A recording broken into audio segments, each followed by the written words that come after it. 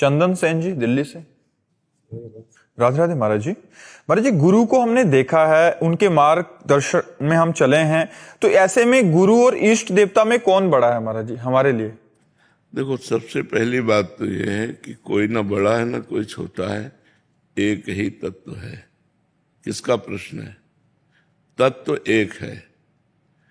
अब हम परमात्मा और गुरु की महिमा पर विचार करते हैं।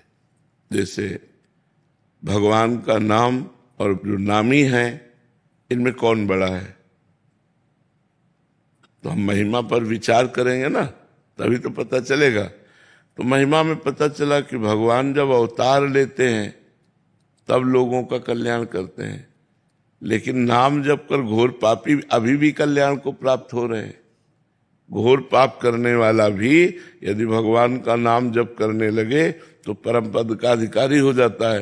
तो भगवान कभी युग में अवतार लेते हैं, तब आकर जन कल्याण करते हैं, लेकिन नाम तो आज भी जन कल्याण कर रहा है।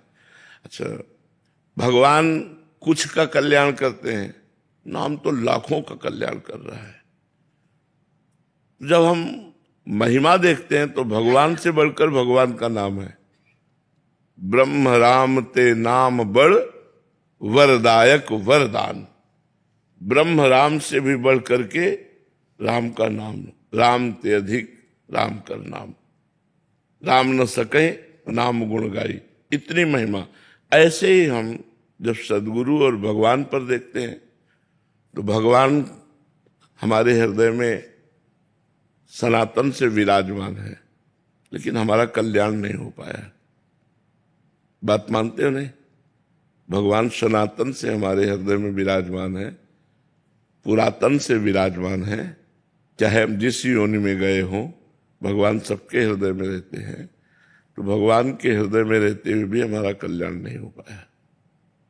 वही भगवान जब गुरु रूप धारण किए, वही भगवान है, दूसरा कोई नहीं है। बन्नो गुरुपद कंज कृपा सिंधु नर रूप हरि, महामोह तम पुंज जासु बचन रवि कर निकर। वही भगवान जो हमारे गुरु रूप में विराजमान हुए और अपनी वाणी रूपी सूर्य का प्रकाश किया, तो हमारे अज्ञान अंधकार का नाश हो गया, भगवान का साक्षात्कार हो गया।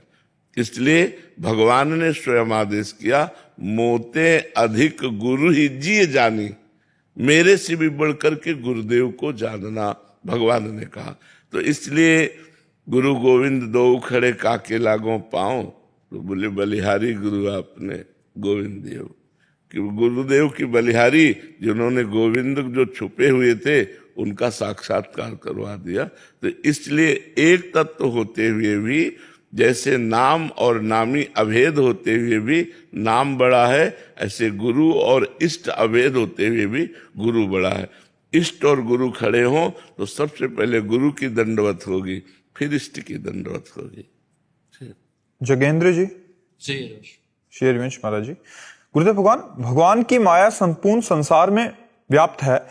आप श्री के श्री वचनों के अनुसार ये माया भगवत मार्ग में चलने वाले उपासकों पर अपना विशेष प्रभाव दिखाती है महाराज जी। तो महाराज जी, उपासकों पर पड़ने वाला ये विशेष प्रभाव क्या उपासकों द्वारा किए गए भजन से शुद्ध चित्त द्वारा अनुभव किया गया माया का प्रभाव है या कुछ और?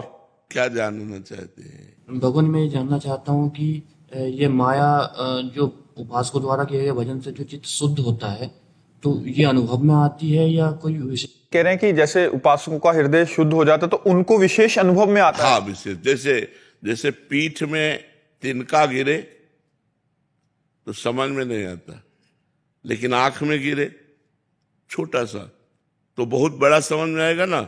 ऐसे ही जो माया में गिरे पड़े हुए हैं, उनका हृदय पीठ जैसा है और साधकों का हृदय आंख जैसा है। छोटा सा भी, जरा सा भी स्फुरना हुई तो देखो, सूरदास जी कहते हैं, मोसम कौन कुटिल खल कामी।